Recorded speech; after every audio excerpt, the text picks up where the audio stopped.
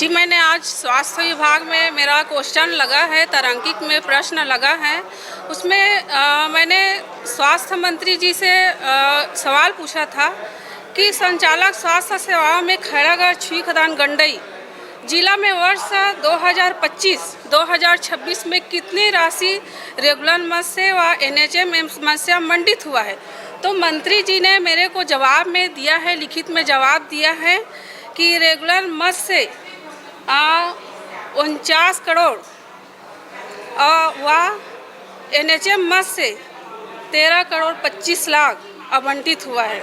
तो मैंने माननीय मंत्री जी से सवाल पूछा है, उसमें जवाब भी दिया है कि सभी राशि को खरीदी क्या मांग के हिसाब से दिया है या व्यवस्था के हिसाब से दिया है। तो मंत्री जी ने जवाब दिया है कि वो सारी राशि हम लोगों ने मांग के हिसाब से दिया है, खरीदी की गई है। तो मंत्री जी का जवाब हाँ में आया है कि मांग के आधार पर ही खरीदी है। इस बात से अचंभित हूँ कि जब मांग के आधार पर दवाइयाँ उपकरण मांग के आधार पर खरीदी की गई है तो स्वास्थ्य केंद्र, सिविल अस्पताल में, उप स्वास्थ्य केंद्र में, प्राथमिक स्वास्थ्य केंद्र में दवाई उपकरण की कमी क्यों हो रही है। जब इतनी लागत से दवाई उपकरण सारी व्यवस्था हो रही है तो फिर कमी क्यों हो रही है। जितनी भी खरीदी है उसे 1-2 फर्म में और बिना टेंडर निकाले मनमानी दर पर खरीदी किया गया है। मैंने इस बात को मेरे को पता चला कि अभी फ़िलहाल 2 महीने पहले 1 करोड़ का खरीदी किया गया है। तो मैंने वहां जाकर पूछा कि 1 करोड़ का खरीदी आप लोग किए हैं तो दवाई को हमको दिखाया, हम भौतिक सत्यापन करेंगे। तो वहाँ बीएमओ ने जवाब दिया है, सीएमएचओ ने जवाब दिया है कि हम अभी दवाई ले लिए हैं लेकिन अभी बिल नहीं आया है। ये सोचने वाली बात है कि दवाई पहले खरीदी करते हैं, 4 महीने तक बिल नहीं आता है, उसके बाद अभी हमने क्वेश्चन लगाया तो बिल हमको दिया गया है, बिल आया है। तो हम लोग सत्यापन कैसे करेंगे, भौतिक सत्यापन कैसे करेंगे जब बिल अभी दिए हैं। दवाई को आप बांट दिए हो, वो कितने रेट में आए हैं, कितने आए हैं, हम कैसे पता करेंगे।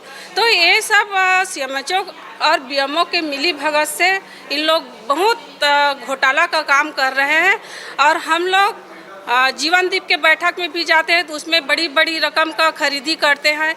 चूँकि आज खरीदी करते हैं पर्याप्त मात्रा में, हमारे ज़िले के बीमार लोग जाते हैं तो वहाँ डॉक्टर बोलते हैं कि इस दवाई नहीं है, बीपी शुगर का दवाई है, जैसे कुत्ते काटते हैं तो उसका दवाई भी नहीं है। तो पर्याप्त मात्रा में अगर दवाई है तो उसको रसीद लिखा जाता है कि इस मेडिकल से आप खरीदिए। ये सिस्टम यहाँ चल रहा है। जितनी भी खरीदी है 1-2 फार्म को ही दिए जाते हैं और मनमानी खरीदी किया जाते हैं। तो हम मंत्री महोदय से हमने जांच की मांग भी की है।